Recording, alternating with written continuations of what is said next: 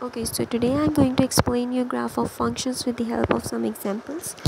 This is our first function. इसमें है y is equals to x square. सही है. इसके लिए हमारा जो ग्राफ बनता है वो एक पैराबोला बनता है y is equals to x square के लिए. इस फॉर्म में हमारी जितने भी क्वेश्चंस होंगे उसके लिए हमारा हमेशा पैराबोला बनेगा. एक्स स्क्वायर के फॉर्म में जो भी हमारे फंक्शंस होंगे उसके लिए जो हमारा ग्राफ बनेगा वो पैराबोला बनेगा. सही है. अब जो ये हमारा बेस इक्वेशन है इसमें सबसे पहले तो हम देखेंगे कि इसके वर्टिसेस क्या हैं. हमें इसको इस इक्वेशन से कंपेयर करके इसके वर्टिसेस निकालना है. इसमें जो h और k है ये होते हैं वर्टिसेस.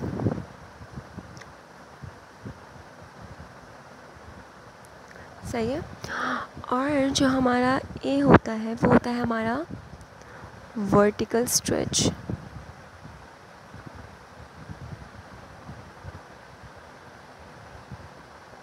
सही है. अच्छा, अब देखिए इसके वर्टिसेस हम लोग किस तरह से कंपेयर करेंगे जो भी इक्वेशन हमें दी हुई होगी उससे. अब देखिए यहाँ पे h कहाँ है, x के साथ है. सही है. और नेगेटिव में. अब x के साथ यहाँ पे क्या है, कुछ भी नहीं है ना, तो इसका मतलब है कि इसका h हो गया 0 और k यहाँ पे क्या है, कुछ भी नहीं है, तो k भी हो गया 0. इसलिए जो ये बेस इक्वेशन होती है ना, सही है, इसके लिए हमारे वर्टिसेस हैं 0,0 विच मीन्स के यहाँ पे. सही है. ये इसके वर्टिस होगा. अब इसके लिए हमारा a क्या है, x के साथ हमें कोई कोफिशिएंट दिया हुआ है, नहीं दिया हुआ. इसका मतलब है अगर हम लोग x के अंदर y is equals to x square हमारे पास इक्वेशन, अगर हम x के अंदर 1 डालते हैं, x 1 लेते हैं तो हमारा y कितना बढ़ेगा 1. अगर हम लोग x2 लेते हैं तो y कितना बढ़ेगा 4 यूनिट. सही है. मतलब कि अगर हम लोग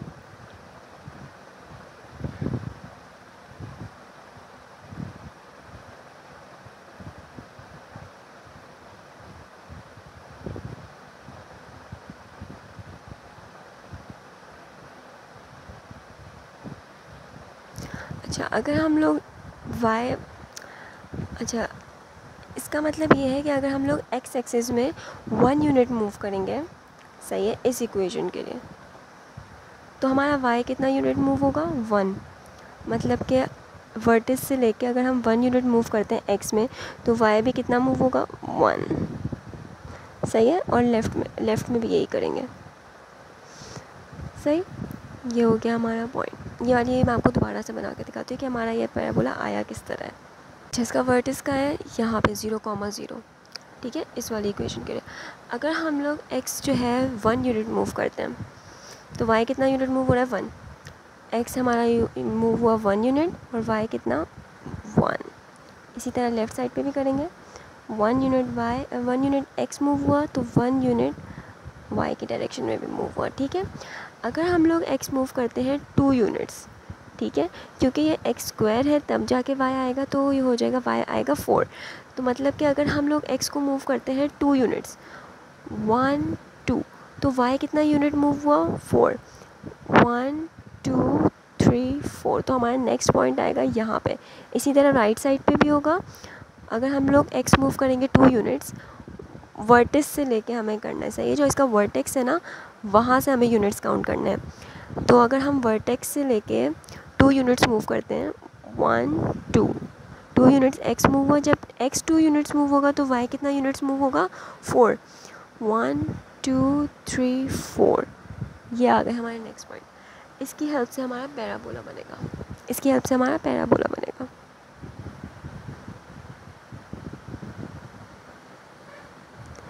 अच्छा, ये तो हमारा पैराबोला बना है बिल्कुल ही बेसिक इक्वेशन के लिए. अगर इस इक्वेशन के अंदर चेंजेस आ जाती हैं, सही है, मैं आपको इसकी अब एग्जांपल करके दिखाती हूँ एक. बस आपको याद रखना है अगर y is equals to x square की फॉर्म में हुआ हमारा फंक्शन तो बनेगा हमारा पैराबोला ही. सही है. पैराबोला ही बनेगा. लेकिन इसके अंदर कुछ चेंजेस होंगे. इसके वर्टिसेस चेंज होंगे और इसका जो ये वर्टिकल स्ट्रेच है ये चेंज होगा. तो फिर हमारा पैराबोला किस तरह से बनेगा ग्राफ पे, ये मैं आपको बताती हूँ एक एग्जांपल करके. अच्छा, ये हमारी एग्जांपल है, सही है। अब देखिए ये वाली जो एग्जांपल है इसको आप बहुत गौर से देखें। इसके अंदर ये वाली जो एग्जांपल है ये बेस इक्वेशन से आपको डायरेक्टली मिलती हुई लगेगी नहीं, लेकिन आपको बहुत गौर करना है कि यहाँ पे देखें x के ऊपर है स्क्वायर, सही है। वेरिएबल इसमें x है, 2 को मत देखें आप, x है मतलब कि x माइनस 2 और होल स्क्वायर मतलब कि x के ऊपर स्क्वायर है, तो मतलब कि यही वाली इक्वेशन है, सही है। मतलब इसमें पैराबोला बनेगा क्योंकि ये इस फंक्शन में x के ऊपर स्क्वायर है, ठीक है। अब हम लोग सबसे पहले तो उसके वर्टिसेस निकाल लेते हैं। वर्टिसेस हम लोग किस तरह से निकालेंगे, ये वाली इक्वेशन से कंपेयर करेंगे, ठीक है। वर्टिसेस हमारे पास क्या होता है, h, k, ये होते हैं हमारे पास वर्टिसेस। इसमें से हम वर्टिसेस किस तरह से निकालेंगे, हमारे पास ये इक्वेशन होती है असल में जिससे हमें वर्टिसेस पता चलते हैं, सही है। y is equals to a bracket x minus h whole square plus k, ठीक है।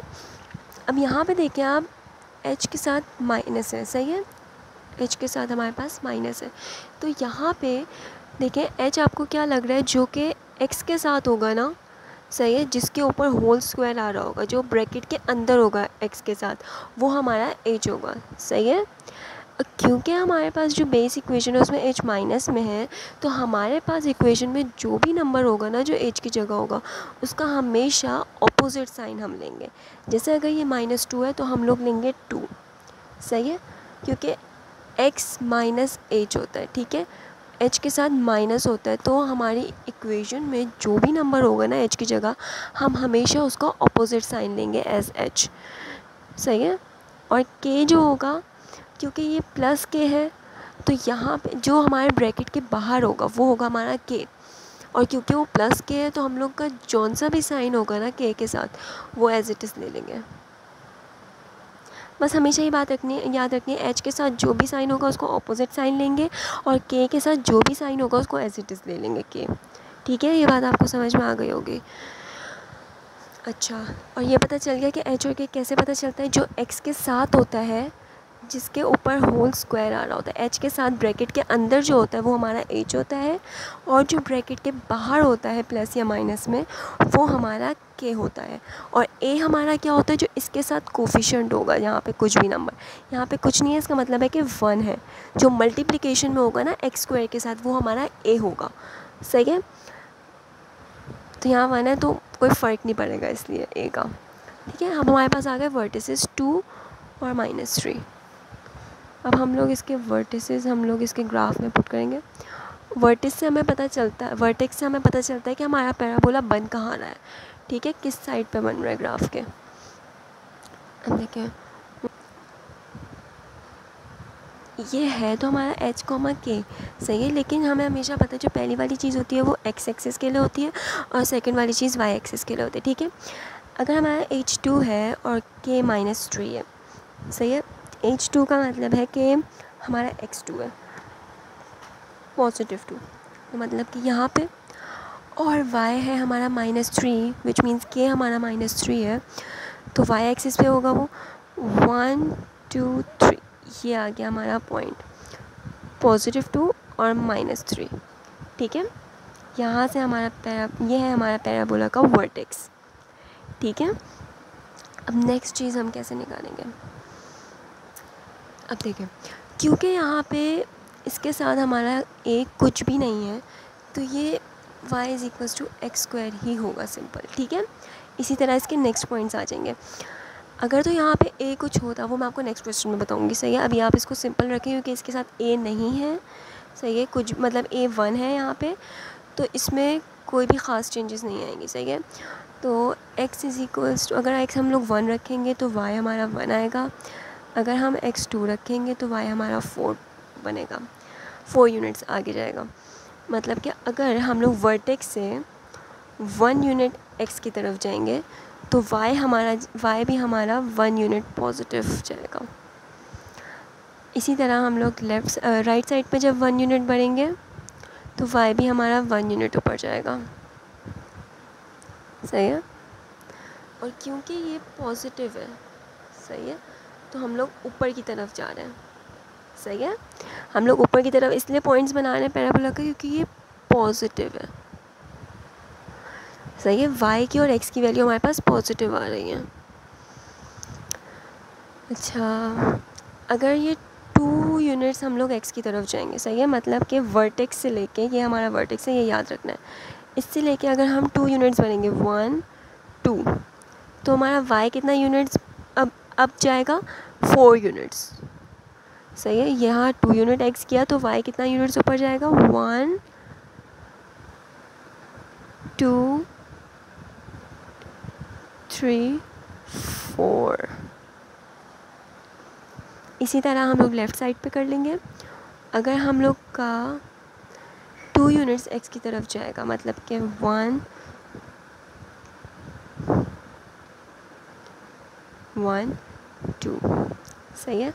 ये 2 यूनिट्स हमारा x की तरफ गया तो y कितना यूनिट्स बढ़ेगा 4 यूनिट्स, मतलब 1 2 3 4, ठीक है। अब इन पॉइंट्स को हम लोग ज्वाइन कर लेंगे और हमारा पैराबोला आ जाएगा।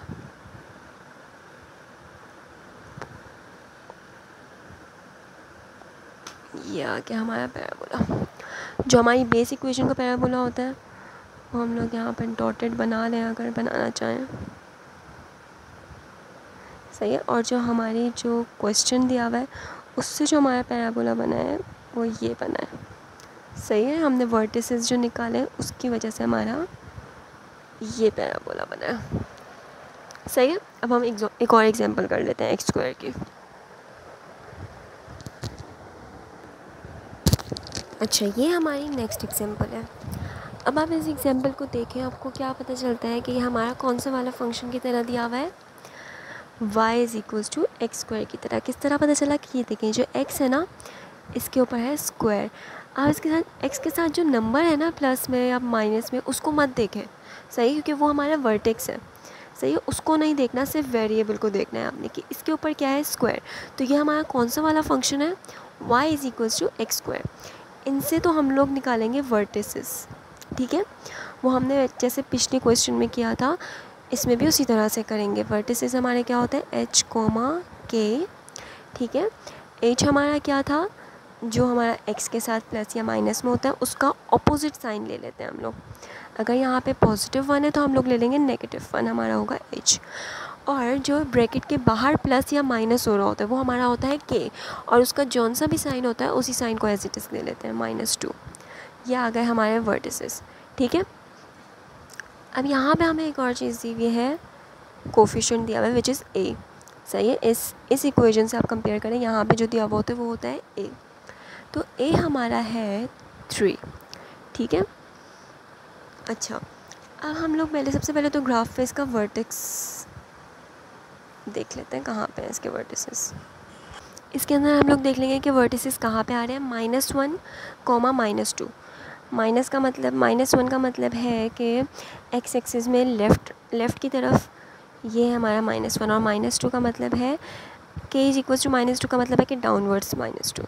यहाँ ये हमारा बन रहा है वर्टिसेस -1, -2, सही है।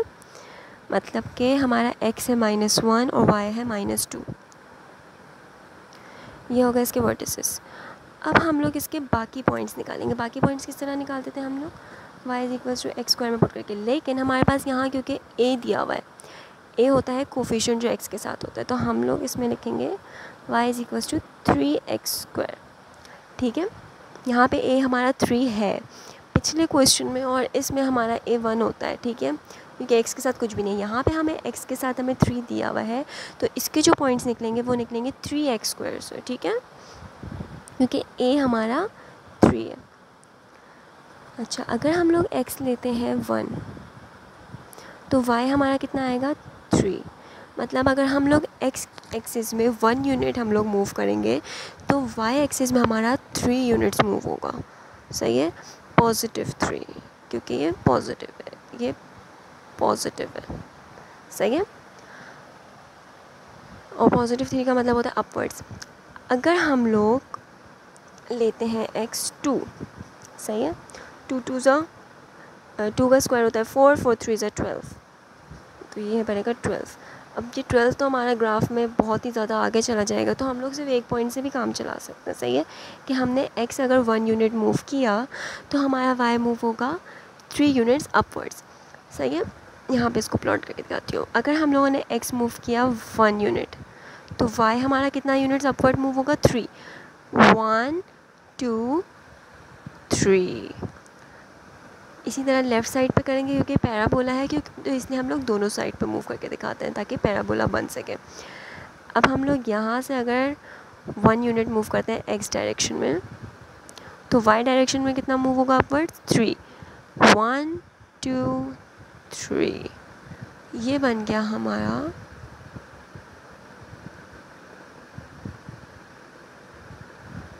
पैराबोला। इस इक्वेशन के लिए हमारा पैराबोला बन गया ये। ठीक है, जो हमारा बेस इक्वेशन के लिए होता है वो होता है कुछ इस तरह। सॉरी थोड़ा रफ बना है लेकिन आपको पता है ना, ये इस तरह। सही है, और जो हमारा इस इक्वेशन इसके लिए बना है, इस फंक्शन के लिए, वो बना है इस तरह। मतलब हमने सबसे पहले वर्टिसेस फाइंड करना है। ठीक है, जब भी हमें कोई फंक्शन दिया हुआ होगा हम सबसे पहले तो हम लोग ये देखेंगे कि ये कौन से वाले फंक्शन की तरह है। ये एक्स स्क्वायर वाला फंक्शन है तो मतलब इसमें पैराबोला बनेगा। सबसे पहला पॉइंट तो हमारा ये है। सही है, हम फाइंड करेंगे कि इसमें ग्राफ कौन सा बनेगा। अभी तो मैंने आपको पैराबोला ही करवाया है। सही है, इसके बाद मैं आपको और फंक्शंस भी करवाऊँगी। तो इसका सबसे पहले तो हम लोग देख लेंगे कि इसका ग्राफ बनेगा पैराबोला। अब हम लोग सेकंड चीज़ क्या देखेंगे कि इसके वर्टिसेस क्या निकलेंगे। वर्टिसेस निकालने के लिए हम इसको इस इक्वेशन से कंपेयर करेंगे। h और k होते हैं इसके वर्टिसेस। ठीक है, h कॉमा k। h होता है जो हमारा x के साथ होता है प्लस या माइनस में ब्रैकेट के अंदर। सही है, वो होता है हमारा h। जौन सा भी साइन अगर हमें क्वेश्चन में दिया हुआ है ना h के लिए, तो हम उसका हमेशा ऑपोजिट साइन लेंगे h के लिए। ठीक है, और हमारा k होता है जो ब्रैकेट के बाहर प्लस या माइनस में होता है। सही है, वो होता है हमारा k, और वो जिस भी साइन में दिया हुआ होता है हम लोग उसी साइन में लिख देते हैं। थर्ड चीज़ हम ये आ गया हमारा वर्टिसेस। सही है, उससे हम पता चल जाता है कि हमारा पैराबोला बनेगा किधर। सही है, ये हमारा वर्टेक्स आ गया। सेकंड चीज़ हम लोग देखेंगे ए हमारा होता है वर्टिकल स्ट्रेच, मतलब कि x के साथ उसका कोफिशिएंट होता है। सही है, एक तरह से। सही है, अब a इसमें हमें 3 दिया हुआ है, तो हम लोग जब हमारी जो बेस इक्वेशन होती है ना y is equal to x square, जिससे हम लोग बाकी पॉइंट्स निकालते हैं पैराबोला के, उसके अंदर हम लोग x की वैल्यू डालते रहते हैं तो हमारे पास y की वैल्यूज़ आती रहती हैं। सही है, अब यहाँ पे क्योंकि हमारे साथ एक कोफिशिएंट भी है तो हम लोग खाली x square y is equal to x square नहीं लिखेंगे। जौन सा भी कोफिशिएंट होगा, मतलब जौन सी भी a की वैल्यू होगी वो भी x के साथ लिखेंगे 3। ठीक है, फिर हम लोग x के अंदर वैल्यूज़ डालते रहेंगे और उसका स्क्वायर करके उसको 3 के साथ मल्टीप्लाई करके y की वैल्यूज़ आती रहेंगी। सही है, तो अगर हम लोगों ने x लिया 1 से ही स्टार्ट करेंगे हमेशा। सही है, 2 पॉइंट्स निकालने हैं ज़्यादा से ज़्यादा। सही है, तो हमने यहाँ पे लिखा 1। अगर हम लोग x डायरेक्शन में 1 यूनिट मूव करते हैं तो हमारा y डायरेक्शन में कितना मूव होगा। सही है, वो हमें देखना है। वो हम किस तरह से देखेंगे, जब इसको सॉल्व करेंगे। 1 स्क्वायर होता है 1 मल्टीप्लाई बाय 3 आ गया 3, मतलब कि y इज इक्वल टू 3 आ गया। ठीक है, अगर हम लोग x डायरेक्शन में मूव कर रहे हैं 1 यूनिट तो y डायरेक्शन में कितना मूव करेंगे 3 यूनिट। सही है, और पैराबोला के लिए हम लोग लेफ़्ट और राइट दोनों साइड पे मूव करते हैं, क्योंकि पैराबोला इस तरह से लेफ़्ट से लेके राइट तक यूँ कर्व बनता है ना, इसलिए हम लोग दोनों डायरेक्शन में करते हैं। जैसे 1 यूनिट यहाँ मूव किया x की तरफ तो 3 यूनिट्स अपवर्ड y की तरफ, फिर 1 यूनिट लेफ़्ट साइड में मूव किया x तो 3 यूनिट्स अपवर्ड मूव किया y साइड में। सही है, ये हो गई हमारे पैराबोला के। आपको एक और चीज़ बतानी है कि अब देखिए ये हमारा है ट्रांसलेटिंग ऑफ अ ग्राफ। सही है, ग्राफ ऑफ फंक्शंस में 2 चीज़ें होती हैं, एक होती है ट्रांसलेशन और एक होता है रिफ्लेक्शन। रिफ्लेक्शन मैं बाद में कराऊंगी आपको, सब ये है ट्रांसलेशन। तो ट्रांसलेशन क्या होता है, linear movement of graph on x axis और वाई एक्सिस। इसका मतलब ये है कि हमारा कर्व की शक्ल तो यू अपवर्ड ही होगी। सही है, ये जो हमारा पैराबोला है, जो कप है हमारा, ये अपवर्ड्स होगा, लेकिन ये या तो लेफ़्ट साइड पे मूव होता रहेगा। सही है, मतलब कि एक्स एक्सिस में इधर मूव हो जाएगा या इधर मूव हो जाएगा, या वाई एक्सिस में अपवर्ड्स मूव होगा या यू नीचे की साइड पे नीचे मूव हो जाएगा, लेकिन रहेगी इसकी शेप यू कप जो है इसका ऐसे ही बनेगा। ठीक है, इसकी शेप नहीं चेंज होनी चाहिए, बाकी ये कहीं पे भी मूव हो सकता है, ठीक है। तो ये होता है ट्रांसलेशन ऑफ अ ग्राफ, ठीक है। अब देखें हमारा पैराबोला मूव होके इधर आ गया, कभी ये इधर चला जाता है, कभी यहाँ आ जाता है, लेकिन इसकी शेप हमेशा हमारी अपवर्ड्स ही रहेगी। ये होता है ट्रांसलेशन, सही। मैं आपको रिफ्लेक्शन बाद में कराऊंगी, पहले सारे फंक्शंस की ट्रांसलेशन कराऊंगी, उसके बाद रिफ्लेक्शन बाद में शुरू करेंगे हम लोग।